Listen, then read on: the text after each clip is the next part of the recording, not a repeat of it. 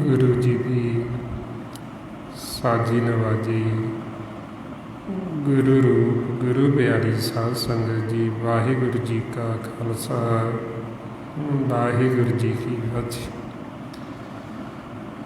गुरमुख प्यारे जो ਆਪਾਂ ਗੁਰਬਾਣੀ ਗੁਰੂ ਵਿੱਚ ਸਤਿਗੁਰਾਂ ਨੇ ਉਪਦੇਸ਼ ਬਖਸ਼ਿਸ਼ ਕੀਤਾ, ਸਾਡੇ ਮਨ ਨੂੰ ਸਮਝਾਉਂਦੇ ਕਿ ਤੂੰ ਪਰਮਾਤਮਾ ਨਿਰੰਕਾਰ ਵਾਹਿਗੁਰੂ ਦੀ ਸ਼ਰਨ ਦੇ ਵਿੱਚ। ਹੁਣ ਜਦੋਂ ਅਸੀਂ ਸਾਧ ਸੰਗਤ ਕਰਦੇ ਹਾਂ, ਗੁਰੂ ਦੀ ਮੱਤ ਦੁਆਰਾ ਚੱਲਦੇ ਹਾਂ, ਫਿਰ ਸਾਡਾ ਮਨ ਪਰਮਾਤਮਾ ਦੀ ਸ਼ਰਨ ਦੇ ਵਿੱਚ ਜਾਂਦਾ। ਜਦੋਂ ਅਸੀਂ ਮਾਲਕ ਦੀ ਸ਼ਰਨ ਦੇ ਵਿੱਚ ਜਾਵੇ, ਸਾਡੇ ਮਨ ਦਾ ਜਿਹੜੇ ਸੈਂਸੇ ਫਿਕਰ ਇਹ ਸਭ ਖਤਮ ਹੋ ਜਾਣੀ। ਜਦੋਂ ਸਾਨੂੰ ਮਾਲਕ ਦੇ ਦਰਸ਼ਨ ਲੱਗੇ, ਸਤਿਗੁਰੂ ਫਰਮਾਉਂਦੇ ਨੇ, ਠਾਕਰ ਹੁਮ ਸ਼ਰਨਾਈ ਆਇਆ, ਉਤਰ ਗਿਆ ਮੇਰੇ ਮਨ ਕੋ ਸੈਂਸਾ, ਜਬ ਤੇ ਦਰਸ਼ਨ ਪਾਇਆ। ਬਈ ਅਸੀਂ ਤੇਰੀ ਸ਼ਰਨ ਦੇ ਵਿੱਚ ਆਏ, ਠਾਕਰ ਮਾਲਕ ਦੀ ਸ਼ਰਨ ਦੇ ਵਿੱਚ। ਕੌਣ ਗਿਆ? ਸਾਡਾ ਮਨ। ਜਦੋਂ ਮਾਲਕ ਦੀ ਸ਼ਰਨ 'ਚ ਚਲੇ ਗਏ ਤੇ ਜਿਹੜੇ ਸੈਂਸੇ ਫਿਕਰ ਸੀ ਉਹ ਸਭ ਖਤਮ ਹੋ ਗਏ, ਮੁੱਕ ਗਏ। ਜਿਆਦਾ ਹੁਣ ਅਸੀਂ ਸ਼ਰਨ ਦੇ ਵਿੱਚ ਨਹੀਂ ਜਾਂਦੇ।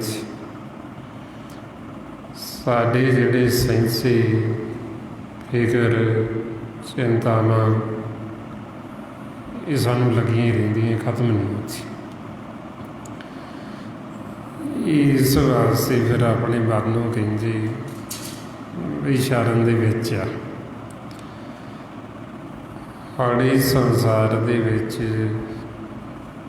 ਸਾਡਾ ਮਨ ਵਿਚਾਰਾਂ ਦੇ ਵਿੱਚ ਭੱਜ ਭੱਜ ਕੇ ਜਦੋਂ ਥੱਕ ਜਾਂਦਾ, ਇਹਨੂੰ ਕਦੇ ਸ਼ਾਂਤੀ ਨਹੀਂ ਆਉਂਦੀ, ਸੁੱਖ ਨਹੀਂ ਮਿਲਦਾ। ਦਸ਼ਾਂ ਦਿਸ਼ਾਵਾਂ ਵੱਲ, ਚਾਰਾਂ ਦਿਸ਼ਾਵਾਂ ਵੱਲ ਭੱਜਦਾ ਹੋਇਆ ਇਹਦੀ ਸ਼ਰਨ ਦੇ ਵਿੱਚ ਆਉਂਦਾ। ਮਾਰੇ ਕਹਿੰਦੇ ਚਾਰ ਕੁੰਟ ਦੇ ਦਿਸ ਭਰਮਾਈ, ਥੱਕ ਆਏ ਪ੍ਰਭ ਕੀ ਸ਼ਾਨ। ਬਈ ਹੁਣ ਤੇਰੀ ਸ਼ਰਨ 'ਚ ਆਏ, ਥੱਕ ਗਏ, ਸਾਰੇ ਪਾਸੇ ਭੱਜ ਭੱਜ ਕੇ ਥੱਕ ਗਏ। ਮਨ ਨੂੰ ਕਿਤੋਂ ਸੁੱਖ ਨਹੀਂ, ਮਨ ਨੂੰ ਸ਼ਾਂਤੀ ਨਹੀਂ ਹੈ, ਅਤੇ ਹੁਣ ਤੇਰੀ ਸ਼ਰਨ 'ਚ ਆਏ। ਜਦੋਂ ਸ਼ਰਨ 'ਚ ਆ ਗਏ ਅਤੇ ਸਾਡੇ ਉਦੋਂ ਹੀ ਸੈਂਸੇ ਖਤਮ ਹੋ ਜਾਂਦੀ। ਹੁਣ ਸ਼ਰਨ ਦੇ ਵਿੱਚ ਸਾਡਾ ਮਨ ਉਦੋਂ ਬਹਿੰਦਾ ਜਦੋਂ ਇਹਨੂੰ ਗਿਆਨ ਹੁੰਦਾ, ਜਦੋਂ ਇਹਨੂੰ ਸੋਝੀ ਆਉਂਦੀ ਫਿਰ ਸ਼ਰਨ 'ਚ ਬਹਿੰਦਾ। ਜਦ ਤੱਕ ਸਾਡੇ ਮਨ ਨੂੰ ਗਿਆਨ ਨਹੀਂ, ਸੋਝੀ ਨਹੀਂ, ਉਹਨਾਂ ਸਮਾਂ ਹੀ ਸ਼ਰਨ ਦੇ ਵਿੱਚ ਬਹਿੰਦਾ ਨਹੀਂ, ਸ਼ਰਨ ਦੇ ਵਿੱਚ ਜਾਂਦਾ ਨਹੀਂ। ਔਰ ਇਸ ਵਾਸਤੇ ਫਿਰ ਇਸ ਸਤਸੰਗ 'ਚ ਤਾਂ ਕਿ ਸਾਡੇ ਮਨ ਨੂੰ ਗਿਆਨ ਹੋਵੇ, ਇਹਨੂੰ ਸੋਝੀ ਆਵੇ ਬਈ ਇਸ ਸੰਸਾਰ ਦੇ ਵਿੱਚ ਭਰਮ ਹੈ, ਵੀ ਇੱਥੋਂ ਮੈਨੂੰ ਸੁੱਖ ਨਹੀਂ ਮਿਲਣਾ। ਜੇ ਮੈਂ ਸੁੱਖ ਭਾਲਦਾ ਤਾਂ ਮੈਂ ਸ਼ਰਨ ਦੇ ਵਿੱਚ ਜਾਵਾਂ ਬਾਲਕ ਸੀ। ਆਈਆਂ ਬਾਰੇ ਸਾਨੂੰ ਫਰਮਾਉਂਦੇ, ਜੋ ਸੁਖ ਕੋ ਚਾਹੇ ਸਦਾ ਸ਼ਰਨ ਰਾਮ ਕੀ ਲਈ। ਬਈ ਜਿਹੜਾ ਵੀ ਜੀਵ ਸਦਾ ਸੁਖੀ ਹੋਣਾ ਚਾਹੁੰਦਾ, ਸਦਾ ਸੁੱਖ ਭਾਲਦਾ, ਰਾਮ ਦੀ ਸ਼ਰਨ ਦੇ ਵਿੱਚ ਆ, ਪਰਮਾਤਮਾ ਵਾਹਿਗੁਰੂ ਦੀ ਸ਼ਰਨ ਦੇ ਵਿੱਚ ਆ।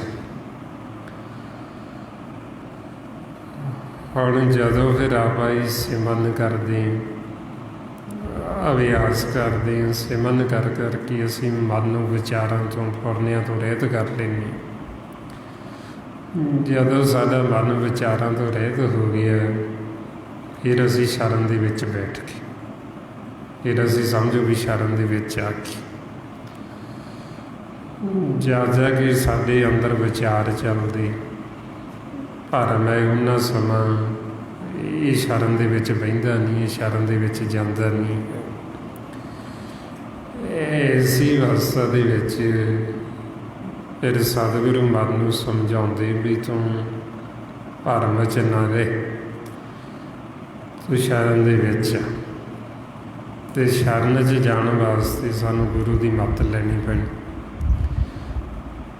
ਆਪਣੀ ਮੱਤ ਸਾਨੂੰ ਛੱਡਣੀ ਪੈਣੀ, ਆਪਣੀ ਸਿਆਣਪ ਛੱਡਣੀ ਪੈਣੀ, ਫਿਰ ਹੀ ਅਸੀਂ ਸ਼ਰਨ 'ਚ ਜਾ ਸਕਦੇ ਹਾਂ। ਜੇ ਅਸੀਂ ਆਪਦੀ ਮੱਤ ਵਰਤਾਂਗੇ ਅਤੇ ਫਿਰ ਅਸੀਂ ਸ਼ਰਨ ਦੇ ਵਿੱਚ ਜਾ ਨਹੀਂ ਸਕਦੇ, ਅਸੀਂ ਭਰਮ ਦੇ ਵਿੱਚ ਹੀ ਰਹਿਣਾ।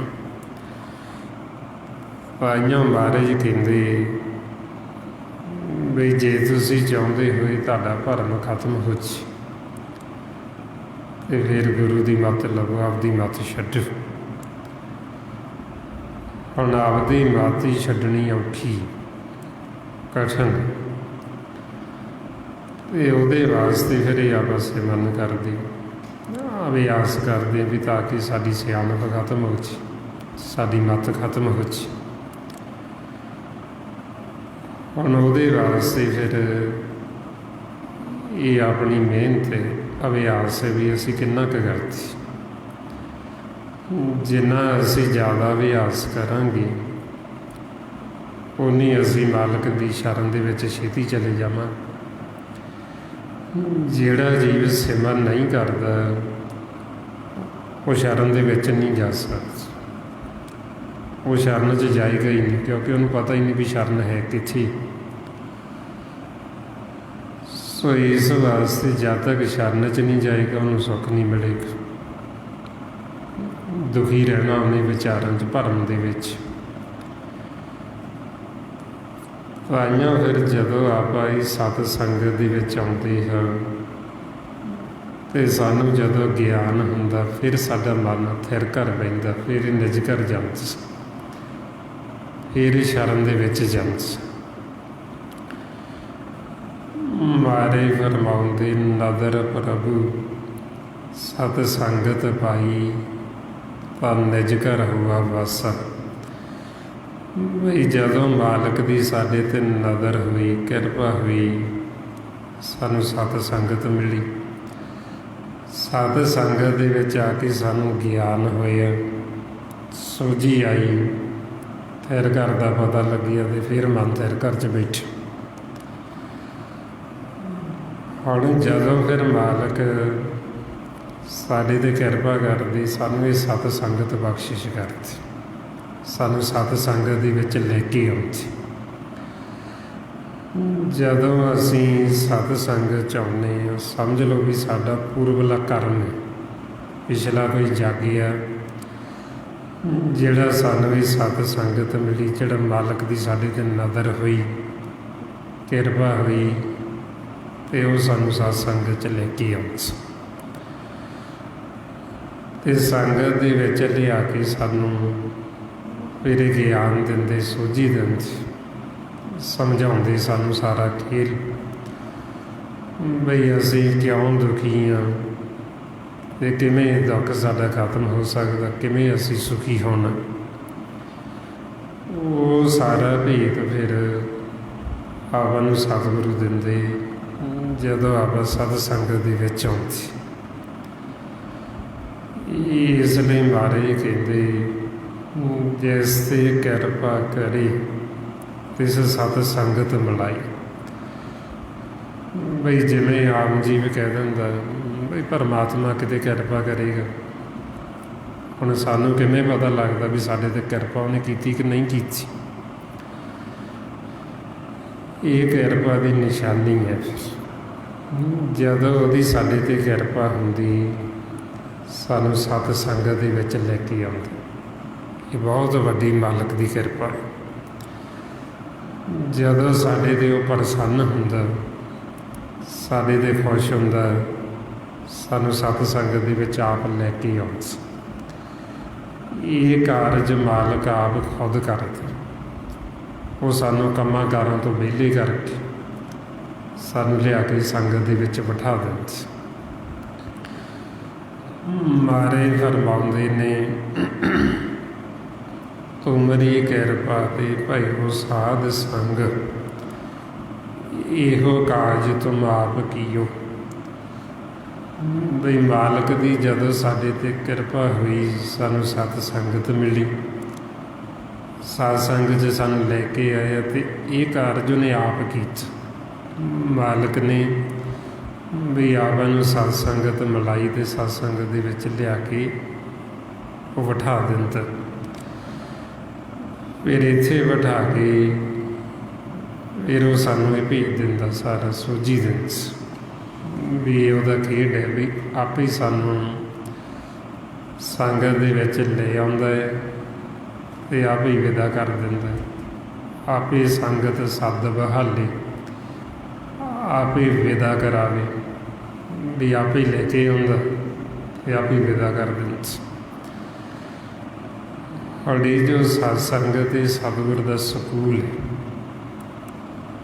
ਇਸ ਸਕੂਲ ਦੇ ਵਿੱਚ ਮਾਲਕ ਦਾ ਆਪਦਾ ਖੇਲ ਸਾਰਾ,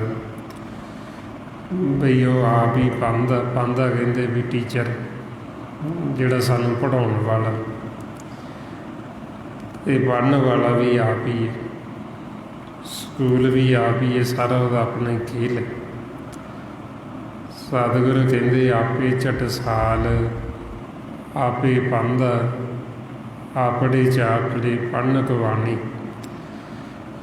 ਵੀ ਆਪ ਹੀ ਉਹ ਝਟਸਾਲ ਸੰਗਤ ਅਤੇ ਆਪ ਹੀ ਪਾਉਂਦਾ ਅਤੇ ਆਪ ਹੀ ਚਾਟੜੀ ਪੜ੍ਹਨ ਵਾਲਾ, ਜਾਣੀ ਦੀ ਆਪਦਾ ਹੀ ਸਾਰਾ ਉਹਦਾ ਖੇਲ ਹੈ। ਸੋ ਐਸੀ ਵਾਸਤੇ ਫਿਰ ਆਪਾਂ ਨੂੰ ਸਤਿਗੁਰੂ ਸਮਝਾਉਂਦੇ ਵੀ ਜਦੋਂ ਸਾਨੂੰ ਇਹ ਸਤ ਸੰਗਤ ਮਿਲਦੀ, ਸਮਝ ਲਓ ਵੀ ਸਾਡੇ ਵੱਡੇ ਭਾਗ, ਵੱਡੇ ਭਾਗਾਂ ਦੀ ਇਹ ਨਿਸ਼ਾਨੀ। ਮਹਾਰਾਜ ਕਹਿੰਦੇ ਵੀ ਇੱਕ ਤਾਂ ਮਾਲਕ ਸਾਡੇ 'ਤੇ ਜਦੋਂ ਨਜ਼ਰ ਕਰਦੇ, ਸਾਨੂੰ ਸੁੱਖ ਦਿੰਦੇ, ਸੰਗਤ 'ਚ ਲਿਆ ਕੇ ਬਿਠਾ ਕੇ ਸਾਡੇ ਮਨ ਨੂੰ ਸੁੱਖ ਮਿਲਦਾ, ਸ਼ਾਂਤੀ ਆਉਂਦੀ। ਇੱਕ ਉਹ ਜੀਵ ਨੇ ਮਨਮੁਖ ਜਿਹੜੇ ਧਨ ਦੀ ਮਿੱਟੀ ਜਾਂਦੇ, ਦੁਖੀ ਹੋਈ ਜਾਂਦੇ ਅਤੇ ਦੁਖੀ ਹੋਰ ਅੱਗੇ ਇਕੱਠਾ ਕੀਤੀ ਜਾਂਦੇ ਗਾਂਹ ਜੀ। ਇਸ ਲਈ ਮਹਾਰਾਜ ਕਹਿੰਦੇ, ਸਭ ਮੋਹ ਮਾਇਆ ਸਰੀਰ ਹਰ ਕੀਆ, ਵਿੱਚ ਦੇਹੀ ਮਾਨਕ ਭਗਤ ਕਰਾਈ। ਇੱਕ ਨਾ ਸਤਿਗੁਰ ਮੇਲ ਸੁਖ ਦੇਵੇ, ਇੱਕ ਮਨਮੁਖ ਧੰਦ ਬਿਟਾਈ। ਵੀ ਇੱਕ ਤਾਂ ਉਹ ਜੀਵ ਮਨਮੁਖ ਜਿਹੜੇ ਧਨ ਦੀ ਬਿੱਟੀ ਜਾਂਦੇ, ਦਿਨ ਰਾਤ ਲੱਗੇ ਰਹਿੰਦੇ, ਅਤੇ ਇੱਕ ਆਪਣੇ 'ਤੇ ਕਿਰਪਾ ਕਰਦੇ, ਆਪਾਂ ਨੂੰ ਸੰਗਤ 'ਚ ਲਿਆ ਕੇ ਬਿਠਾ ਕੇ ਸਾਨੂੰ ਸੁੱਖ ਦਿੰਦੇ, ਸਾਡੇ ਮਨ ਨੂੰ ਸ਼ਾਂਤੀ ਦਿੰਦੇ, ਇਹਨੂੰ ਮੁਕਤ ਕਰਨਾ ਚਾਹੁੰਦੇ। ਇਹ ਜਦੋਂ ਫਿਰ ਸਾਨੂੰ ਸਤ ਸੰਗਤ ਮਿਲਦੀ, ਸਮਝ ਲਓ ਵੀ ਮਾਲਕ ਸਾਨੂੰ ਆਪਦੇ ਨਾਲ ਮਿਲਾਉਣਾ ਚਾਹੁੰਦਾ। ਉਹ ਚਾਹੁੰਦਾ ਵੀ ਮੇਰੇ ਬੱਚੇ ਦੁਖੀ ਨਾ ਹੋਣ, ਇਹ ਮੈਨੂੰ ਮਿਲ ਲੈਣ, ਇਹ ਆਪਣਾ ਜਨਮ ਮਰਨ ਦਾ ਗੇੜ ਇਹ ਖਤਮ ਕਰ ਲੈਣ, ਤਾਂ ਕਿ ਇਸ ਸੰਸਾਰ ਦੇ ਵਿੱਚ ਦੁਬਾਰਾ ਨਾ ਇਹਨਾਂ ਨੂੰ ਆਉਣਾ ਪਵੇ ਦੁੱਖਾਂ ਦੇ ਘਰ ਦੇ ਵਿੱਚ। ਉਹ ਸਾਨੂੰ ਇਹ ਦੁੱਖਾਂ ਦੇ ਘਰ 'ਚੋਂ ਕੱਢਣਾ ਚਾਹੁੰਦੀ। ਹੁਣ ਮਾਲਕ ਤਾਂ ਚਾਹੁੰਦਾ ਸਾਨੂੰ ਕੱਢਣਾ, ਪਰ ਸਾਡਾ ਜਿਹੜਾ ਮਨ ਹੈ ਇਹ ਨਿਕਲਣਾ ਨਹੀਂ ਚਾਹੁੰਦਾ, ਇਹ ਛੱਡਣਾ ਨਹੀਂ ਚਾਹੁੰਦਾ ਦੁੱਖਾਂ ਨੂੰ,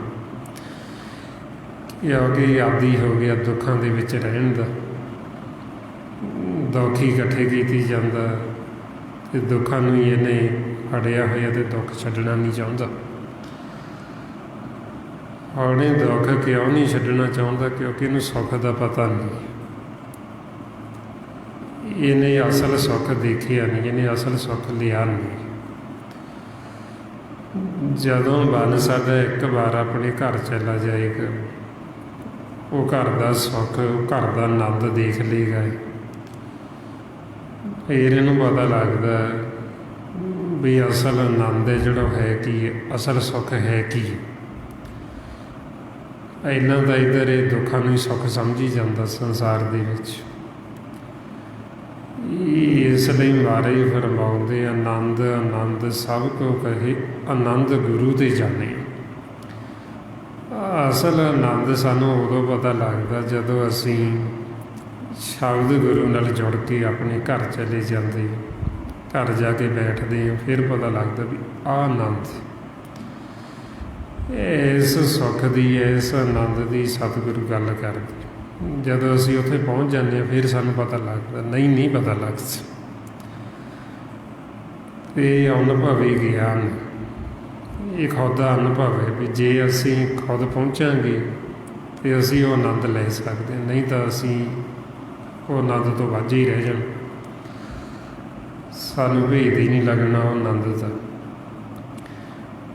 ਭਾਈਆਂ ਭਗਤਾਂ ਨੇ ਆਖਿਆ ਵੀ ਜਦੋਂ ਹੁਣ ਉਹ ਸਹਿਜ ਵਿੱਚ ਚਲੇ ਗਏ, ਆਪਦੇ ਘਰ ਦਾ ਆਨੰਦ ਲਿਆ, ਉਹਨਾਂ ਦਾ ਮਨ ਮੰਨ ਗਿਆ। ਹੁਣ ਉਹ ਕਹਿੰਦੇ ਵੀ ਸਾਡਾ ਤਾਂ ਮਨ ਮੰਨ ਗਿਆ, ਪਰ ਜਿਹੜੇ ਲੋਕ ਉਹਨਾਂ ਦਾ ਮਨ ਨਹੀਂ ਭਤੀਜਦਾ, ਉਹ ਕਹਿੰਦੇ ਹੋ ਹੀ ਨਹੀਂ ਸਕਦਾ ਵੀ ਇਹ ਪਰਮਾਤਮਾ ਨੂੰ ਮਿਲੇ ਹੁਣ, ਇਹਨਾਂ ਨੇ ਰੱਬ ਨੂੰ ਦੇਖਿਆ ਵੀ ਰੱਬ ਨੂੰ ਤਾਂ ਕੋਈ ਦੇਖ ਹੀ ਨਹੀਂ ਸਕਦਾ। ਅਤੇ ਜਿਨ੍ਹਾਂ ਨੇ ਦੇਖਿਆ ਉਹਨਾਂ ਨੇ ਸਾਨੂੰ ਦੱਸਿਆ ਫਿਰ ਵੀ ਅਸੀਂ ਦੇਖੀਏ। ਮਹਾਰਾਜ ਕਹਿੰਦੇ, ਕਬੀਰ ਜਬ ਜਾਣਿਆ ਔ ਮਨ ਮਾਨਿਆ, ਮਨ ਮਾਨੇ ਲੋਕ ਨਾ ਭਤੀਜੇ, ਨਾ ਭਤੀਜੇ ਤਾਂ ਗਿਆ ਕੀਜੇ। ਉਹ ਕਹਿੰਦੇ ਵੀ ਸਾਡਾ ਤਾਂ ਮਨ ਮੰਨ ਗਿਆ, ਪਰ ਲੋਕ ਨੇ ਜਿਹੜੇ ਉਹ ਨਹੀਂ ਮੰਨਦੇ, ਉਹਨਾਂ ਦਾ ਮਨ ਨਹੀਂ ਭਤੀਜਦਾ। ਉਹ ਕਹਿੰਦੇ ਹੋ ਹੀ ਨਹੀਂ ਸਕਦਾ ਬਈ ਇੱਕ ਜਲਾਹਾ ਜਿਹੜਾ ਤਾਣਾ ਬਣਦਾ ਹੈ, ਇਹ ਕਿਵੇਂ ਹੋ ਸਕਦਾ ਵੀ ਰੱਬ ਨੂੰ ਮਿਲਿਆ ਹੋਵੇ, ਪਰਮਾਤਮਾ ਨੂੰ ਮਿਲਿਆ ਹੋਵੇ। ਉਹ ਜੀਵ ਮੰਨਦੇ ਹੀ ਨਹੀਂ। ਅਤੇ ਉਹ ਕਹਿੰਦੇ ਸਾਡਾ ਮਨ ਤਾਂ ਮੰਨ ਗਏ, ਅਤੇ ਤੁਸੀਂ ਨਹੀਂ ਮੰਨਦੇ, ਨਾ ਮੰਨੋ। ਇਸ ਵਾਸਤੇ ਫਿਰ ਕਹਿੰਦੇ ਬਈ ਮੰਨੇਗਾ ਉਹੀ ਜਿਹੜਾ ਇਸ ਮਾਰਗ 'ਤੇ ਚੱਲੇਗਾ, ਜਿਹੜਾ ਚੱਲ ਕੇ ਆਪ ਸਹਿਜ ਵਿੱਚ ਜਾਏਗਾ, ਉਹ ਘਰ ਦਾ ਸੁੱਖ ਲਏਗਾ। ਫਿਰ ਉਹ ਮਨ ਮੰਨਦਾ ਹੈ ਵੀ ਆਹ ਆਨੰਦ ਹੈ, ਆਹ ਸੁੱਖ ਹੈ। ਅਤੇ ਜਿਨ੍ਹਾਂ ਨੇ ਉਹ ਸੁੱਖ, ਉਹ ਆਨੰਦ ਦੀ ਪ੍ਰਾਪਤੀ ਕੀਤੀ, ਉਹਨਾਂ ਨੇ ਫਿਰ ਆਪਾਂ ਤੋਂ ਕੁਝ ਛੁਪਾਇਆ ਨਹੀਂ, ਉਹਨਾਂ ਨੇ ਕੁਝ ਲੁਕੋ ਕੇ ਨਹੀਂ ਰੱਖੇ। ਉਹ ਸਾਨੂੰ ਫਿਰ ਉਹੀਓ ਆਨੰਦ ਦਾ ਭੇਦ ਦਿੰਦੇ, ਉਹੀਓ ਸਾਨੂੰ ਵਿਚਾਰ ਵਾਰ-ਵਾਰ ਦੱਸਦੇ ਵੀ ਤੁਸੀਂ ਵੀ ਜਾਓ ਘਰ, ਤੁਸੀਂ ਵੀ ਸੁੱਖ ਲਓ। ਜਿਨ੍ਹਾਂ ਨੇ ਦੇਖਿਆ ਉਹਨਾਂ ਨੇ ਫਿਰ ਸਾਨੂੰ ਪੁਕਾਰ ਕੇ ਇਹ ਗੱਲ ਆਖੀ। ਜਿਵੇਂ ਗੁਰੂ ਅਰਜਨ ਦੇਵ ਜੀ ਮਹਾਰਾਜ ਕਹਿੰਦੇ ਵੀ ਅਸੀਂ ਦੇਖਿਆ ਪਰਮਾਤਮਾ ਨੂੰ ਮਿਲੇ ਹਾਂ, ਵੀ ਸਭ ਤੋਂ ਉੱਚਾ ਮਾਰੇ ਕਹਿੰਦੇ ਮੈਂ ਪੇਖਿਓ ਦੀ ਉੱਚਾ ਮੋਹਨ ਸਭ ਤੇ ਉੱਚਾ ਨ ਸੰਸਰ ਕੋ ਲਾਗੇ ਢੂੰਡ ਰਹੇ ਹਮ ਉੱਚਾ। ਉਹ ਤਾਂ ਕਹਿੰਦੇ ਅਸੀਂ ਦੇਖਿਆ, ਜਿਹੜੇ ਮਿਲੇ ਉਹਨਾਂ ਨੇ ਆਖਿਆ ਵੀ ਅਸੀਂ ਤਾਂ ਮਿਲਾਪ ਕੀਤਾ। ਤੇ ਆਵਾ ਰੋਜ਼ ਪੜ੍ਹਦੇ ਗੁਰੂ ਅਮਰਦਾਸ ਜੀ ਮਹਾਰਾਜ ਫਰਮਾਉਂਦੇ, ਆਨੰਦ ਭਿਆ ਮੇਰੀ ਮਾਈ ਸਤਿਗੁਰੂ ਮੈਂ ਪਾਇਆ। ਉਹ ਤਾਂ ਕਹਿੰਦੇ ਵੀ ਅਸੀਂ ਪਾਇਆ ਮਾਲਕ ਨਾਲ ਮਿਲਾਪ ਕੀਤਾ। ਤੇ ਇਸ ਕਰਕੇ ਫਿਰ ਜਿਨ੍ਹਾਂ ਨੇ ਮਿਲਾਪ ਕੀਤਾ ਉਹ ਫਿਰ ਆਪਾਂ ਨੂੰ ਇਹ ਮਿਲਾਪ ਦੀ ਵੀ ਸਾਰੀ ਕਹਾਣੀ ਦੱਸ ਬਈ ਕਿਵੇਂ ਅਸੀਂ ਪਰਮਾਤਮਾ ਤੋਂ ਵਿਛੜੇ ਹਾਂ, ਕਿਵੇਂ ਸਾਡਾ ਦੁਬਾਰਾ ਮਿਲਾਪ ਹੋਇਆ। ਇਹ ਵਿਛੋੜੇ ਤੋਂ ਮਿਲਾਪ ਤੱਕ ਦੀ ਕਹਾਣੀ, ਇਹਨੂੰ ਅਕਥ ਕਹਾਣੀ ਕਹਿੰਦੇ। ਅਕਥ ਕਥਾ ਪ੍ਰੇਮ ਕਥਾ ਦਾ ਨਾਮ ਦਿੱਤਾ, ਪ੍ਰੇਮ ਕਹਾਣੀ। ਮਾਰੇ ਕਹਿੰਦੇ ਅਕਥ ਕਹਾਣੀ ਪ੍ਰੇਮ ਕੀ ਕੋ ਪ੍ਰੀਤਮ ਆਖੀ ਆਈ। ਬਈ ਇਹ ਪ੍ਰੇਮ ਦੀ ਕਹਾਣੀ, ਕਿਵੇਂ ਸਾਡੀ ਸੁਰਤੀ ਪਰਮਾਤਮਾ ਤੋਂ ਵਿਛੜੀ, ਕਿਵੇਂ ਇਹਦਾ ਵਿਛੋੜਾ ਪਿਆ ਆਪਦੇ ਪਤੀ ਨਾਲੋਂ। ਫਿਰ ਕਿਹੜੇ ਕਿਹੜੇ ਆਕਾਰਾਂ ਦੇ ਵਿੱਚ ਦੀ ਹੁੰਦੇ ਹੋਏ ਅਸੀਂ ਆਏ, ਸਾਡੀ ਸੁਰਤੀ। ਫਿਰ ਕਿਵੇਂ ਦੁਬਾਰਾ ਮਾਨਸ ਜਾਮਾ ਮਿਲਿਆ, ਫਿਰ ਮਾਨਸ ਜਾਮੇ ਵਿੱਚ ਕਿਹੜੀਆਂ ਕਿਹੜੀਆਂ ਰੁਕਾਵਟਾਂ ਆਈਆਂ ਤੇ ਕਿਵੇਂ ਮਾਲਕ ਨਾਲ ਮਿਲਾਪ ਹੋਇਆ। ਇਹ ਫਿਰ ਸਾਰੀ ਕਹਾਣੀ ਆਪਣੇ ਮਨ ਦੀ ਤੇ ਮਾਲਕ ਦੀ ਪਰਮਾਤਮਾ ਦੀ। ਇਹਨੂੰ ਗੁਰਬਾਣੀ ਗੁਰੂ ਵਿੱਚ ਫਿਰ ਪ੍ਰੇਮ ਕਹਾਣੀ ਕਹਿੰਦੀ। ਜਾਨੀ ਜਾਨੀ ਰੇ ਰਾਜਾ ਰਾਮ ਕੀ ਕਹਾਣੀ। ਰਾਜਾ ਰਾਮ ਪਰਮਾਤਮਾ ਤੇ ਸਾਡੀ ਸੁਰਤੀ। ਇਹ ਫਿਰ ਪ੍ਰੇਮ ਦੀ ਕਹਾਣੀ ਸ਼ੁਰੂ ਹੁੰਦੀ ਜਦੋਂ ਅਸੀਂ ਸਤ ਸੰਗਤ ਕਰਦੇ ਹਾਂ। ਤੇ ਉਦੋਂ ਬਾਅਦ 'ਚ ਜਿਹੜਾ ਜੀਵ ਸਤ ਸੰਗਤ ਨਹੀਂ ਕਰਦਾ ਉਹਦੀ ਇਹ ਕਹਾਣੀ ਸ਼ੁਰੂ ਨਹੀਂ ਹੁੰਦੀ। ਉਹਦਾ ਦੌਦਾ ਦੇ ਵਿੱਚ ਵੈਰ ਵਿਰੋਧ ਹੀ ਪਿਆ ਹੋਇਆ, ਈਰਖਾ ਨਫ਼ਰਤ ਦੇ ਵਿੱਚ ਹੀ ਪਿਆ ਹੋਇਆ। ਜਦੋਂ ਅਸੀਂ ਸਤ ਸੰਗਤ ਕਰਦੇ ਹਾਂ, ਸਤ ਸੰਗਤ ਕਰਾਂਗੇ, ਸਿਮਰਨ ਕਰਾਂਗੇ, ਸਾਡਾ ਮਨ ਸਹਿਜ ਵਿੱਚ ਜਾਏਗਾ ਤੇ ਫਿਰ ਇਹ ਸਹਿਜ ਤੋਂ ਕਹਾਣੀ ਸ਼ੁਰੂ ਹੁੰਦੀ। ਇਹਨੂੰ ਇਸੇ ਕਰਕੇ ਸਹਿਜ ਕਥਾ ਦਾ ਨਾਮ ਦਿੱਤਾ। ਸਹਿਜ ਦੇ ਵਿੱਚ, ਪਿਆਰ ਦੇ ਵਿੱਚ। ਤੇ ਉਹ ਕਹਾਣੀ ਫਿਰ ਜਦੋਂ ਆਪਾਂ ਇਹ ਸਤ ਸੰਗਤ ਕਰਦੇ, ਪਹਿਲਾਂ ਸਿਮਰਨ ਕਰਦੇ, ਸਿਮਰਨ ਅਭਿਆਸ ਕਰਕੇ ਵਿਚਾਰਾਂ ਨੂੰ, ਫੁਰਨਿਆਂ ਨੂੰ ਰੋਕਦੇ ਹਾਂ। ਫਿਰ ਆਪਾਂ ਗੁਰੂ ਦੀ ਸ਼ਰਨ ਦੇ ਵਿੱਚ ਜਾਂਦੇ। ਜਦੋਂ ਆਪਾਂ ਗੁਰੂ ਦੀ ਸ਼ਰਨ 'ਚ ਜਾਂਦੇ, ਗੁਰੂ ਸਾਡਾ ਭਰਮ ਦਾ ਪਰਦਾ ਪਾਸੇ ਕਰਕੇ ਪਰਮਾਤਮਾ ਦੇ ਸਨਮੁਖ ਕਰ ਦਿੰਦੇ। ਸਨਮੁਖ ਜਦੋਂ ਅਸੀਂ ਹੋ ਗਏ, ਫਿਰ ਇਸ ਤੋਂ ਬਾਅਦ 'ਚੋਂ ਸਾਡੀ ਇਹ ਕਹਾਣੀ ਚੱਲਦੀ। ਤੇ ਫਿਰ ਅੱਗੇ ਜਿਹੜਾ ਸਾਡਾ ਸੁਰਤੀ ਦਾ ਫਿਰ ਵਿਆਹ ਹੁੰਦਾ ਮਾਲਕ ਦੇ ਨਾਲ। ਜਿਵੇਂ ਆਪਾਂ ਦੇਖਦੇ ਹਾਂ, ਪਹਿਲਾਂ ਲੜਕਾ ਲੜਕੀ ਦਾ ਵਿਆਹ ਹੁੰਦਾ, ਪਹਿਲਾਂ ਦੇਖ ਦਿਖਾਈਆ ਹੁੰਦੀ। ਦੇਖਣ ਤੋਂ ਬਾਅਦ ਫਿਰ ਅੱਗੇ ਵਿਆਹ ਦੀ ਗੱਲ ਚੱਲਦੀ। ਇਸੇ ਤਰ੍ਹਾਂ ਹੀ ਹੁਣ ਜਦੋਂ ਅਸੀਂ ਪਰਮਾਤਮਾ ਨੂੰ ਪਹਿਲਾਂ ਦੇਖਦੇ, ਗੁਰੂ ਸਾਨੂੰ ਦਿਖਾ ਦਿੰਦਾ। ਜਦੋਂ ਆਪਾਂ ਮਾਲਕ ਨੂੰ ਦੇਖ ਲਿਆ, ਫਿਰ ਦੇਖਣ ਤੋਂ ਬਾਅਦ ਬਾਹਰ ਦੇਖ ਲਏ, ਫਿਰ ਅਸੀਂ ਅੰਤਰਗਤ ਜਾਣਾ, ਅੰਤਰਮੁਖੀ ਹੋਣਾ, ਸਹਿਜ ਦੇ ਵਿੱਚ ਜਾਣਾ। ਜਦੋਂ ਸਾਡੀ ਸੁਰਤੀ ਸਹਿਜ ਵਿੱਚ ਚਲੀ ਗਈ, ਫਿਰ ਇਹਨੂੰ ਸ਼ਬਦ ਵਿਆਹੁਣ ਆਉਂਦਾ। ਤੇ ਫਿਰ ਇਹਨੂੰ ਵਿਆਹ ਕੇ ਇਹ ਪੇਕੇ ਘਰੋਂ ਸਹੁਰੇ ਘਰ ਲੈ ਜਾਂਦੇ। ਇਹ ਸਾਡੀ ਸੁਰਤੀ ਦਾ ਪੇਕਾ ਘਰ। ਤੇ ਅਸੀਂ ਸਹੁਰੇ ਘਰ ਜਾਣਾ, ਆਪਣੇ ਪਤੀ ਦੇ ਘਰ ਜਾਣਾ ਵਾਪਸ। ਉਹ ਸਾਡਾ ਅਸਲ ਘਰ। ਜਿਵੇਂ ਆਪਾਂ ਲੜਕੀ ਨੂੰ ਕਹਿ ਦਿੰਦੇ ਹਾਂ ਵੀ ਅਸਲ ਤੇਰਾ ਘਰ ਤਾਂ ਜਦੋਂ ਤੂੰ ਵਿਆਹੀ ਗਈ ਤੇਰਾ ਉਹੀ ਘਰ।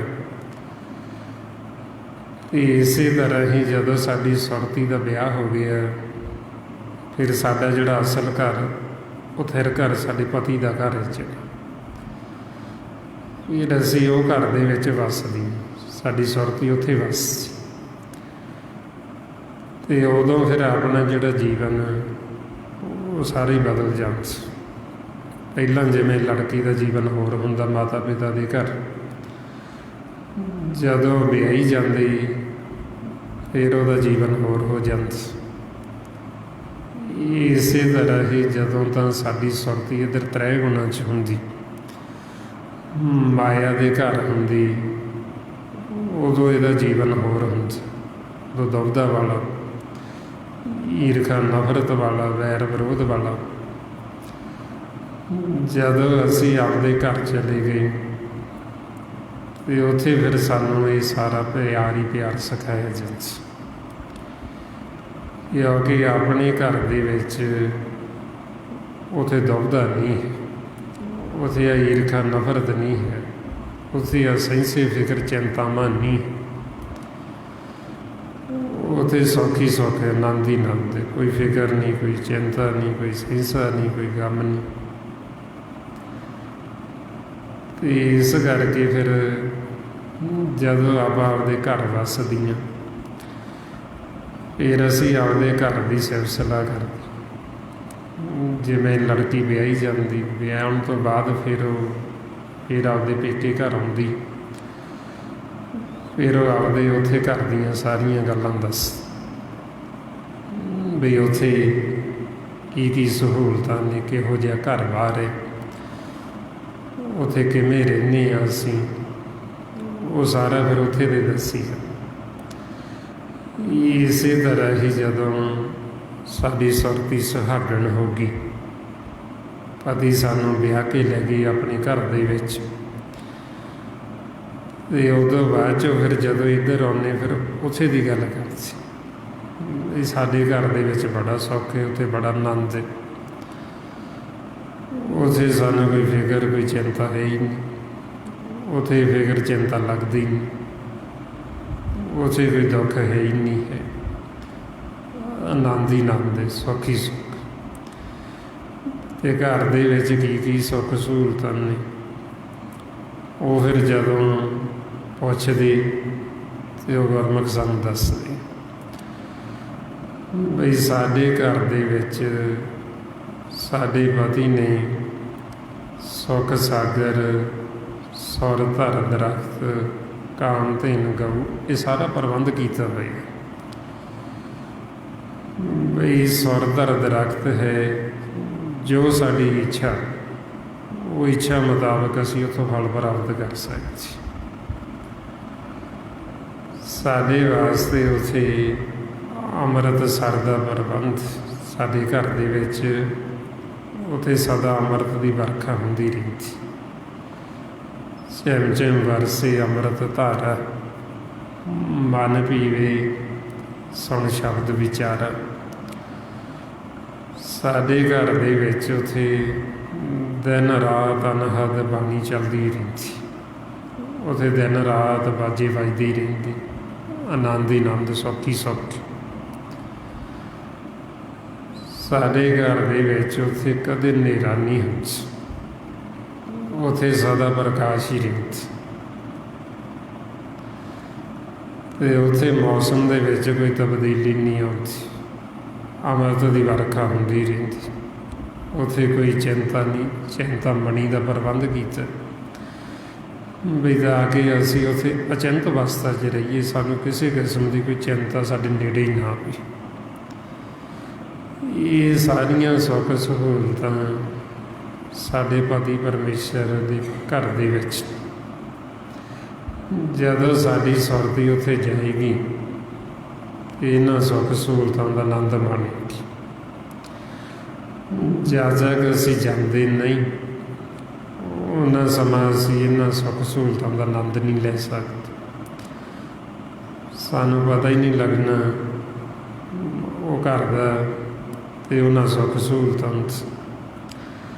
ਇਸ ਵਾਸਤੇ ਫਿਰ ਆਪਾਂ ਤਾਂਹੀਓ ਸਤ ਸੰਗਤ ਕਰਦੇ ਹਾਂ। ਸੰਗਤ ਦੇ ਵਿੱਚ ਆ ਕੇ ਫਿਰ ਸਾਨੂੰ ਭੇਤ ਆਉਂਦਾ ਸਾਡੇ ਘਰ ਦਾ।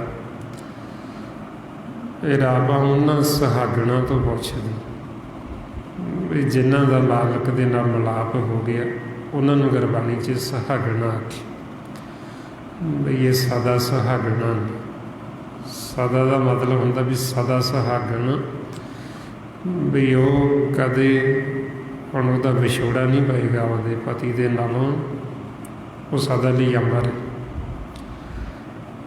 ਉਹ ਸਦਾ ਸੁਹਾਗਣ। ਅਤੇ ਉਹਨੂੰ ਉਹ ਪਤੀ ਵਰ ਮਿਲ ਗਿਆ ਜਿਹੜਾ ਕਦੇ ਜੰਮਦਾ ਮਰਦਾ ਨਹੀਂ, ਜਿਹੜਾ ਕਦੇ ਆਉਂਦਾ ਜਾਂਦਾ ਨਹੀਂ, ਉਹ ਅਬਨਾਸੀ ਹੈ। ਮਹਾਰਾਜ ਕਹਿੰਦੇ ਅਕਾਲ ਮੂਰਤ ਵਰ ਪਾਇਆ ਅਬਨਾਸੀ, ਨਾ ਕਦੇ ਮਰੇ ਨਾ ਜਾਇਆ।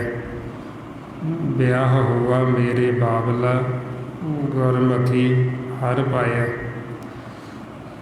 ਵੀ ਉਹਨਾਂ ਗੁਰਮੁਖਾਂ ਨੇ ਉਹ ਹਰੀ ਦੇ ਨਾਲ ਮਿਲਾਪ ਕਰ ਲਿਆ ਅਤੇ ਉਹ ਪਤੀ ਪਾ ਲਿਆ ਜਿਹੜਾ ਕਦੇ ਆਉਂਦਾ ਜਾਂਦਾ ਨਹੀਂ, ਜਿਹੜਾ ਸਦਾ ਅਬਨਾਸੀ ਹੈ। ਅਤੇ ਉਹਨੂੰ ਮਿਲ ਕੇ ਸਾਡੀ ਸੁਰਤੀ ਵੀ ਅਬਨਾਸੀ ਹੋ ਜਾਂਦੀ। ਤਾਂ ਕਹਿੰਦੇ ਇਹ ਸਦਾ ਸੁਹਾਗਣ, ਇਹ ਗੁਰਮੁਖ। ਅਤੇ ਉਹਨਾਂ ਸੁਹਾਗਣਾਂ ਤੋਂ ਆਪਾਂ ਪੁੱਛਦੇ ਹਾਂ ਵੀ ਸਾਨੂੰ ਦੱਸੋ ਕੋਈ ਘਰ ਦੀ ਗੱਲ ਸੁਣਾਓ। ਉਹ ਫਿਰ ਸੁਹਾਗਣਾ ਆਪਾਂ ਨੂੰ ਆਪਣੇ ਘਰ ਦੀ ਗੱਲ ਦੱਸਦੀ। ਤਾਂ ਮਹਾਰਾਜ ਕਹਿੰਦੇ ਵੀ ਉਹਨਾਂ ਤੋਂ ਪੁੱਛੋ। ਕੀ ਪੁੱਛਣਾ? ਕਹਿੰਦੇ ਪੁੱਛੋ ਜਾਏ ਸੁਹਾਗਣੀ, ਤੁਸੀਂ ਰਾਵਿਆ ਕਿੰਨੀ ਗੁਣੀ। ਬਈ ਤੁਸੀਂ ਕਿਹੜੇ ਗੁਣ ਧਾਰਨ ਕੀਤੇ ਇਹ ਤੁਹਾਡਾ ਪਤੀ ਤੁਹਾਡੇ 'ਤੇ ਇੰਨਾ ਪ੍ਰਸੰਨ ਹੋ ਗਿਆ ਵੀ ਤੁਹਾਡਾ ਉਹਦੇ ਨਾਲ ਵਿਆਹ ਹੋ ਗਿਆ, ਉਹਨੇ ਤੁਹਾਡੇ ਨਾਲ ਮਿਲਾਪ ਕਰ ਲਿਆ। ਅਤੇ ਉਹ ਫਿਰ ਆਪਾਂ ਨੂੰ ਦੱਸਦੀਆਂ ਵੀ ਅਸੀਂ ਸਹਿਜ ਦਾ ਸ਼ਿੰਗਾਰ ਕੀਤਾ, ਮਿੱਠਾ ਬੋਲਣਾ ਸ਼ੁਰੂ ਕੀਤਾ, ਇਹ ਸ਼ਿੰਗਾਰ ਬਣਾਇਆ ਅਤੇ ਫਿਰ ਮਾਲਕ ਪਤੀ ਖੁਸ਼ ਹੋਇਆ। ਸਹਿਜ ਸ਼ਿੰਗਾਰ ਬਣਾਈਆ ਮਿੱਠਾ ਬੋਲਣੀ, ਪੈਰ ਰਸਾਲੂ ਤਾਂ ਮਿਲੀ ਜੇ ਗੁਰ ਕਾ ਸ਼ਬਦ ਸੁਣੀ। ਬਈ ਸਹਿਜ ਦੇ ਵਿੱਚ ਰਹਿਣਾ ਸ਼ੁਰੂ ਕੀਤਾ, ਮਿੱਠਾ ਬੋਲਣਾ ਸ਼ੁਰੂ ਕੀਤਾ ਅਤੇ ਫਿਰ ਉਹ ਪਤੀ ਨੂੰ ਪਰਮੇਸ਼ਰ ਨੂੰ ਭਾਗੀ। ਕਿਉਂਕਿ ਸਾਡੇ ਪਤੀ ਪਰਮੇਸ਼ਰ ਨੂੰ ਸਾਡਾ ਫਿੱਕਾ ਬੋਲਿਆ ਹੋਇਆ ਉਹ ਪਾਉਂਦਾ ਨਹੀਂ। ਜਦੋਂ ਅਸੀਂ ਕਿਸੇ ਨਾਲ ਵੀ ਦੁਵਿਧਾ ਕਰਦੇ ਹਾਂ, ਈਰਖਾ ਵੈਰ ਵਿਰੋਧ ਕਰਦੇ ਹਾਂ, ਫਿੱਕੇ ਬੋਲ ਬੋਲਦੇ ਹਾਂ,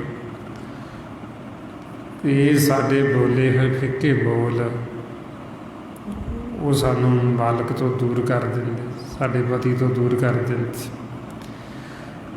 ਜਿਵੇਂ ਆਪਾਂ ਸੰਸਾਰ 'ਚ ਹੀ ਦੇਖਦੇ ਵੀ ਇੱਕ ਪਰਿਵਾਰ ਹੈ, ਪਰਿਵਾਰ 'ਚ ਪਤੀ ਪਤਨੀ ਜੇ ਹੁਣ ਆਪਸ ਵਿੱਚ ਹੀ ਇੱਕ ਦੂਸਰੇ ਨੂੰ ਬੁਰੇ ਬੋਲ ਬੋਲਣ, ਫਿੱਕਾ ਬੋਲਣ, ਅਤੇ ਉਹਨਾਂ ਦਾ ਪਿਆਰ ਰਹਿਣਾ ਹੀ ਨਹੀਂ, ਉਹ ਪ੍ਰੀਤ ਟੁੱਟ ਜਾਣੀ। ਦੇਖਣ ਨੂੰ ਭਰਿਆ ਵੀ ਇੱਕ ਘਰੇ ਰਹਿੰਦੇ ਨੇ, ਇਕੱਠੇ ਹੀ ਵੱਸਦੇ ਨੇ, ਪਰ ਉਹ ਮਨ ਕਰਕੇ ਦੂਰ ਹੋ ਗਏ ਕਿਉਂਕਿ ਉਹਨਾਂ ਦੀ ਪ੍ਰੀਤ ਜਿਹੜਾ ਪਿਆਰ ਸੀ ਉਹ ਪਿਆਰ ਟੁੱਟ ਗਿਆ। ਕਿਉਂ ਟੁੱਟਿਆ? ਉਹ ਫਿੱਕੇ ਬੋਲ ਬੋਲ ਕੇ, ਮਾੜੇ ਬੋਲ ਬੋਲ ਕੇ। ਮਹਾਰਾਜ ਕਹਿੰਦੇ ਇਸੇ ਤਰ੍ਹਾਂ ਹੀ ਸਾਡੀ ਸੁਰਤੀ ਦਾ ਸਾਡੇ ਪਤੀ ਪਰਮੇਸ਼ਰ ਦੇ ਨਾਲੋਂ ਪ੍ਰੀਤ ਟੁੱਟੀ ਫਿੱਕੇ ਬੋਲ ਬੋਲ ਕੇ। ਸਤਿਗੁਰੂ ਫਰਮਾਉਂਦੇ ਟੂਟ ਪ੍ਰੀਤ ਗਈ ਬੁਰ ਬੋਲ, ਦੁਰਮਤ ਭਰ ਹਰ ਛਾਡੀ ਢੋਲ। ਬਈ ਪ੍ਰੀਤ ਕਿਵੇਂ ਟੁੱਟੀ? ਬੁਰੇ ਬੋਲ ਕੇ, ਬੁਰੇ ਬੋਲ ਬੋਲ ਕੇ। ਉਹ ਜਿਹੜਾ ਪਿਆਰ ਸੀ ਪਿਆਰ ਟੁੱਟ ਗਿਆ। ਹੁਣ ਦੁਬਾਰਾ ਪਿਆਰ ਕਿਵੇਂ ਪਵੇ? ਅਤੇ ਉਹ ਕਹਿੰਦੇ ਮਿੱਠਾ ਬੋਲਣਾ ਸ਼ੁਰੂ ਕਰੋ, ਫਿੱਕਾ ਨਾ ਬੋਲੋ, ਪਰਮਾਤਮਾ ਦੇ ਗੁਣ ਗਾਓ, ਉਹਦਾ ਸਿਮਰਨ ਕਰੋ ਅਤੇ ਆਪਦੀ ਗਲਤੀ ਮਹਿਸੂਸ ਕਰੋ। ਜਦੋਂ ਸਾਡੀ ਸੁਰਤੀ ਆਪਦੀ ਗਲਤੀ ਮੰਨਦੀ ਹੈ ਅਤੇ ਸਾਡੀ ਟੁੱਟੀ ਹੋਈ ਫਿਰ ਗੰਢੀ ਜਾਂਦੀ, ਫਿਰ ਜੁੜ ਜਾਂਦੀ। ਜਿਵੇਂ ਆਪਾਂ ਸੰਸਾਰ 'ਚ ਦੇਖਦੇ ਹਾਂ ਵੀ ਕੋਈ ਫਿੱਕੇ ਬੋਲ ਬੋਲੇ, ਮਾੜਾ ਬੋਲੇ ਅਤੇ ਆਪਣਾ ਪਿਆਰ ਟੁੱਟ ਜਾਂਦਾ। ਅਤੇ ਜੇ ਕੋਈ ਮਾਫੀ ਮੰਗ ਲਵੇ ਵੀ ਮੇਰੇ ਤੋਂ ਗਲਤੀ ਹੋ ਗਈ ਜੀ, ਮੈਂ ਸ਼ਰਮਿੰਦਾ, ਮੈਂ ਆਪਦੀ ਗਲਤੀ ਮਹਿਸੂਸ ਕਰਦਾ, ਅੱਗੇ ਤੋਂ ਮੈਂ ਇੱਦਾਂ ਦੇ ਬੋਲ ਨਹੀਂ ਬੋਲਾਂਗਾ। ਅਤੇ ਉਹ ਸਾਡਾ ਫਿਰ ਪਿਆਰ ਬਣ ਜਾਂਦਾ ਵੀ ਚਲੋ ਇਹਨੇ ਆਪਦੀ ਗਲਤੀ ਤਾਂ ਮੰਨ ਲਈ। ਇਸੇ ਤਰ੍ਹਾਂ ਹੀ ਜਦੋਂ ਹੁਣ ਸਾਡੀ ਸੁਰਤੀ ਇਹ ਗਲਤੀ ਮੰਨਦੀ, ਸਾਨੂੰ ਪਛਤਾਵਾ ਹੁੰਦਾ, ਬੁਰੇ ਬੋਲ ਬੋਲਿਆਂ ਦਾ, ਫਿਰ ਸਾਡੀ ਟੁੱਟੀ ਹੋਈ ਦੁਬਾਰਾ ਜੁੜ ਜਾਂਦੀ ਪਰਮਾਤਮਾ ਦੀ। ਮਾਰੇ ਕਹਿੰਦੇ ਟੂਟੇ ਗੰਠ ਪੜੇ ਵਿਚਾਰ, ਵੀ ਟੁੱਟੀ ਹੋਈ ਗੰਢੀ ਜਾਂਦੀ ਜਦੋਂ ਅਸੀਂ ਇਹਦੇ 'ਤੇ ਵਿਚਾਰ ਕਰਦੇ, ਅਸੀਂ ਆਪਦੀ ਗਲਤੀ ਮਹਿਸੂਸ ਕਰ ਲੈਂਦੇ ਵੀ ਸਾਡਾ ਹੀ ਦੋਸ਼ ਹੈ, ਸਾਡੀ ਉਹ ਗਲਤੀ ਹੈ, ਅਤੇ ਫਿਰ ਟੁੱਟੀ ਹੋਈ ਦੁਬਾਰਾ ਸਾਡੀ ਅੰਦਰੋਂ ਜੁੜ ਜਾਂਦੀ।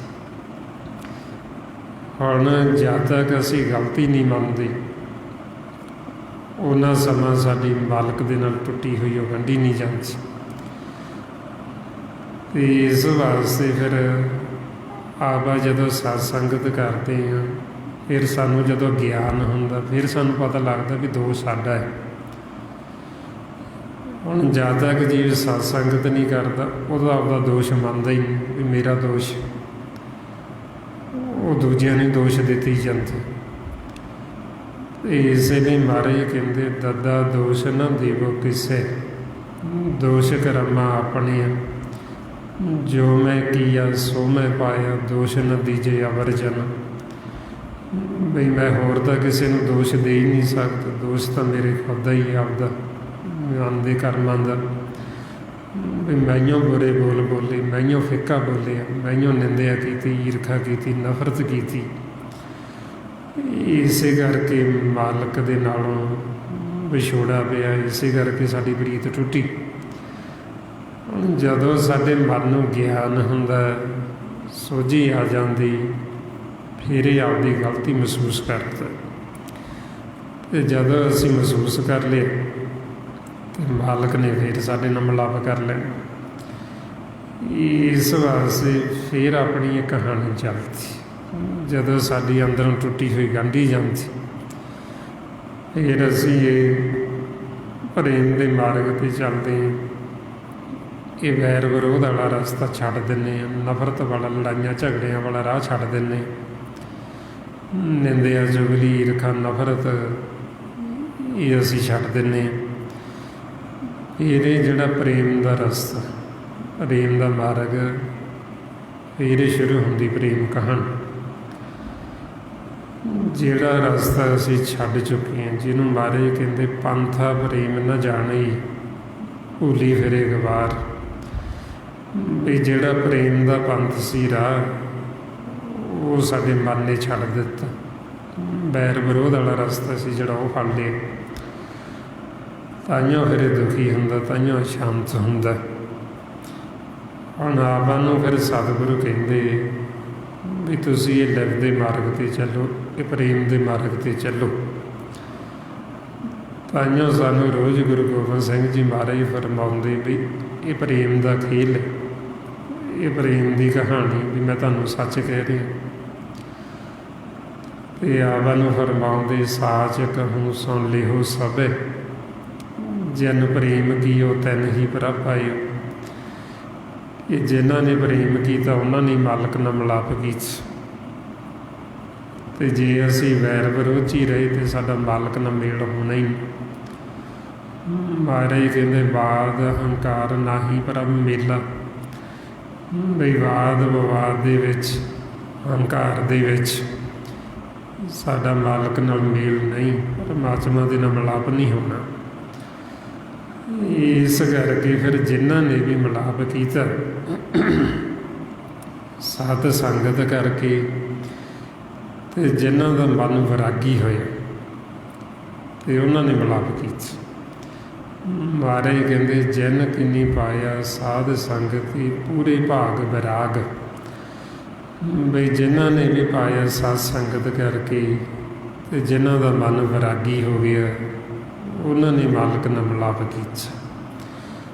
ਹੁਣ ਆਪਾਂ ਜਦੋਂ ਇਸ ਮਾਰਗ 'ਤੇ ਚੱਲਦੇ ਹਾਂ, ਸਾਡੇ ਅੰਦਰ ਵਿਰਾਗ ਵੀ ਹੋਵੇ, ਸਾਡੇ ਅੰਦਰ ਤੜਫ ਵੀ ਹੋਵੇ ਮਾਲਕ ਨੂੰ ਮਿਲਣ ਦੀ, ਵੀ ਅਸੀਂ ਉਹਨੂੰ ਮਿਲਣਾ ਚਾਹੁੰਦੇ।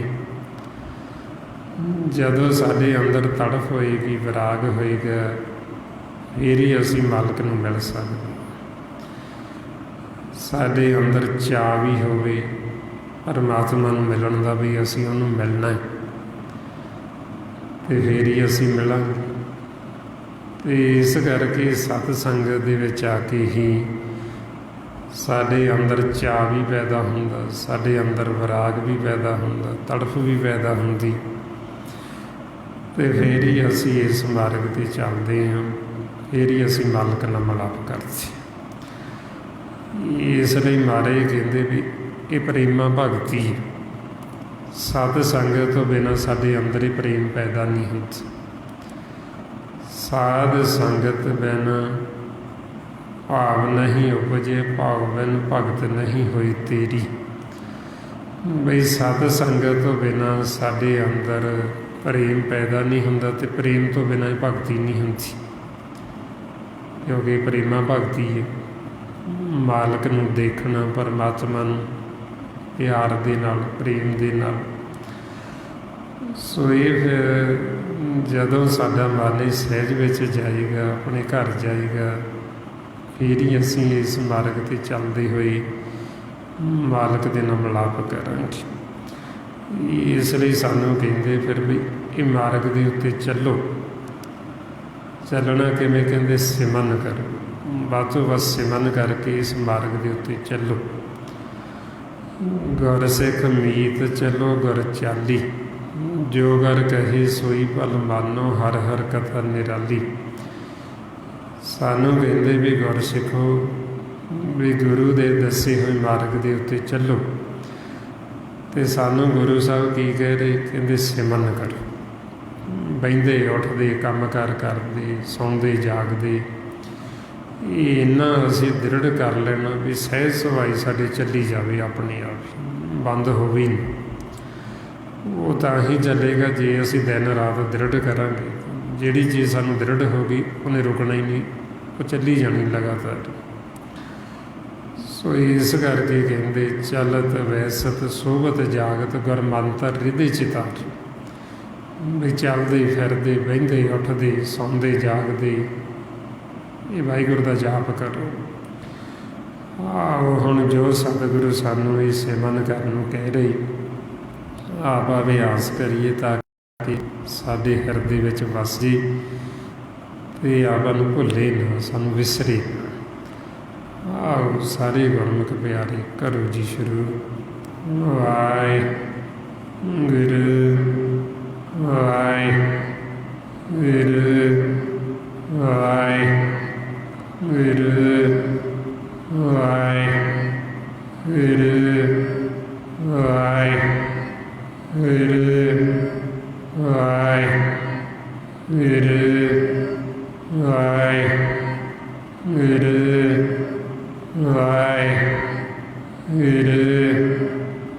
ਵਾਹਿਗੁਰੂ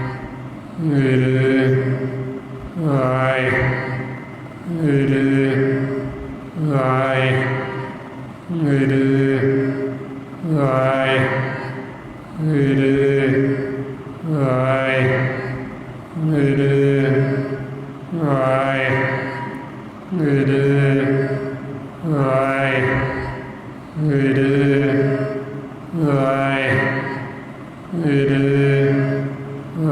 ਵਾਹਿਗੁਰੂ ਵਾਹਿਗੁਰੂ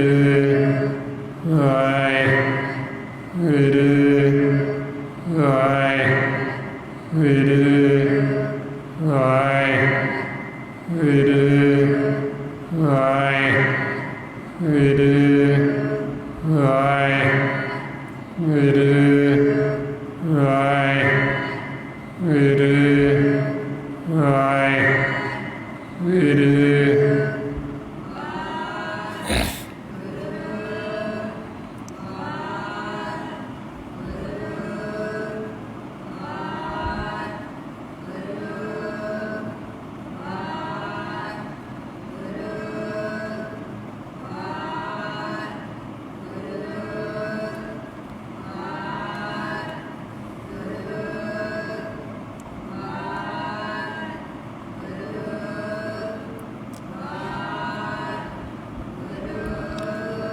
ਵਾਹਿਗੁਰੂ ਜੀ ਕਾ ਖਾਲਸਾ, ਵਾਹਿਗੁਰੂ ਜੀ ਕੀ ਫਤਿਹ। ਇਸ ਤਰੀਕੇ ਨਾਲ ਗੁਰਮੁਖ ਪਿਆਰਿਓ, ਜਦੋਂ ਆਪਾਂ ਲਗਾਤਾਰ ਇਸ ਸਿਮਰਨ ਕਰਦੇ ਹਾਂ, ਨਾਲ ਨਾਲ ਹੀ ਸਤ ਸੰਗਤ ਕਰਦੇ ਹਾਂ, ਗੁਰੂ ਦੀ ਮੱਤ ਮਨ ਨੂੰ ਦਿੰਦੇ, ਫਿਰ ਸਾਡਾ ਮਨ ਸ਼ਰਨ ਦੇ ਵਿੱਚ ਜਾਂਦਾ ਪਰਮਾਤਮਾ 'ਚ, ਵਾਹਿਗੁਰੂ ਦੀ ਸ਼ਾਗਿਰਦੀ।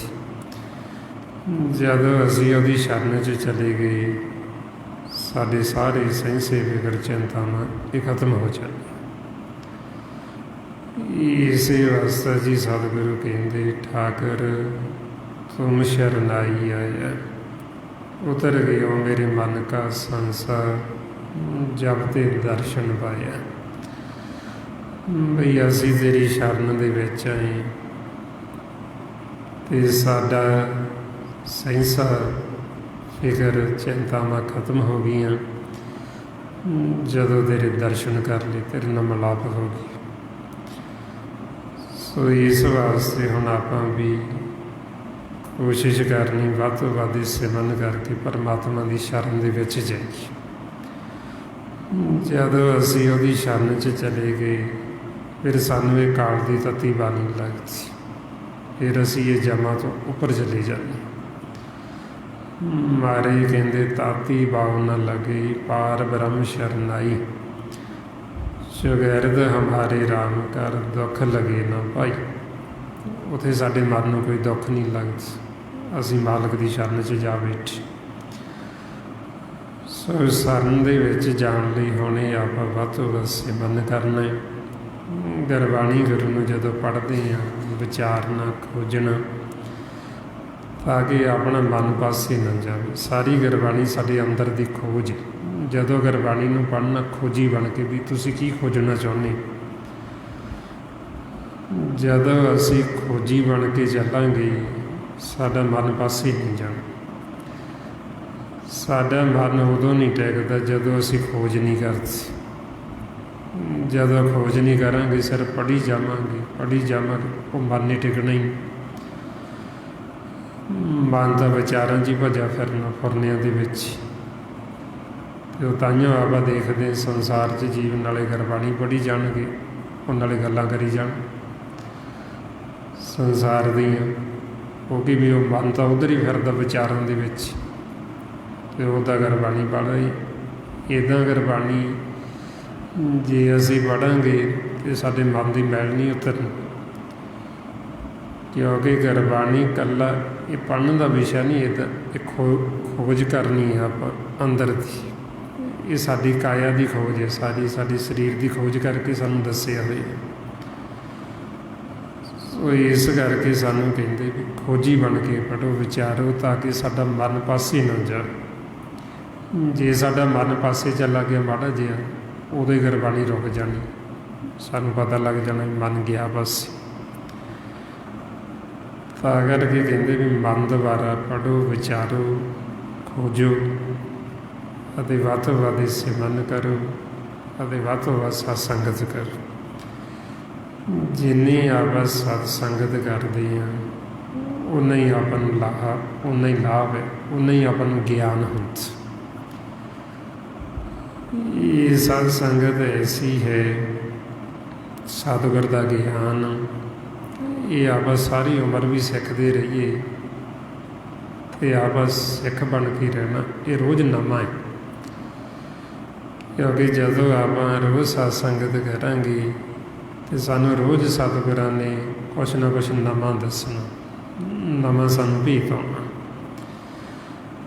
ਅਤੇ ਇਸ ਕਰਕੇ ਇਹ ਜੋ ਗਿਆਨ, ਇਹ ਕਦੇ ਪੁਰਾਣਾ ਨਹੀਂ ਹੁੰਦਾ। ਜਿੰਨੀ ਵਾਰ ਵੀ ਆਪਾਂ ਸੁਣਾਂਗੇ, ਆਪਾਂ ਨੂੰ ਹਰੇਕ ਵਾਰ ਨਵਾਂ ਹੀ ਲੱਗਣਾ, ਕਿਉਂਕਿ ਪਰਮਾਤਮਾ ਖੁਦ ਕਦੇ ਪੁਰਾਣਾ ਨਹੀਂ ਹੁੰਦਾ। ਅਤੇ ਇਸ ਕਰਕੇ ਜੋ ਅਕਥ ਕਹਾਣੀ, ਇਹ ਵੀ ਕਦੇ ਪੁਰਾਣੀ ਨਹੀਂ ਹੁੰਦੀ। ਜਿਵੇਂ ਮਾਲਕ ਨਵਾਂ, ਉਹਦੀ ਵਡਿਆਈ ਵੀ ਨਿੱਤ ਨਵੀਂ।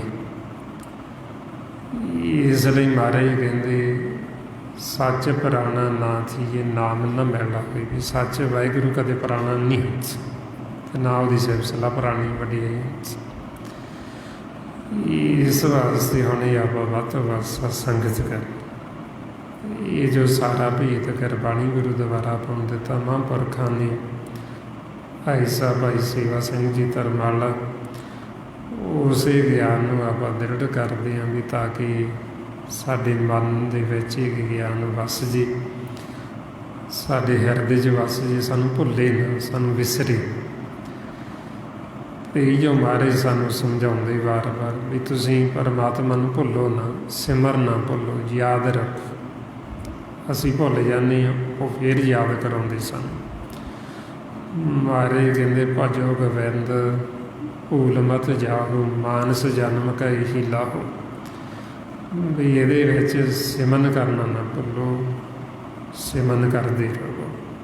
ਸੋ ਇੰਨੀਆਂ ਬੇਨਤੀਆਂ, ਇੰਨੇ ਵਿਚਾਰ ਕਰਦਿਆਂ ਹੋਏ ਜੇ ਕੋਈ ਐਸਾ ਸ਼ਬਦ ਬੋਲਿਆ ਗਿਆ ਹੋਵੇ ਸੰਗਤ ਅਤੇ ਸਤਿਗੁਰੂ ਬਖਸ਼ਣ ਯੋਗ ਨੇ, ਬਖਸ਼ ਲੈਣਾ ਜੀ।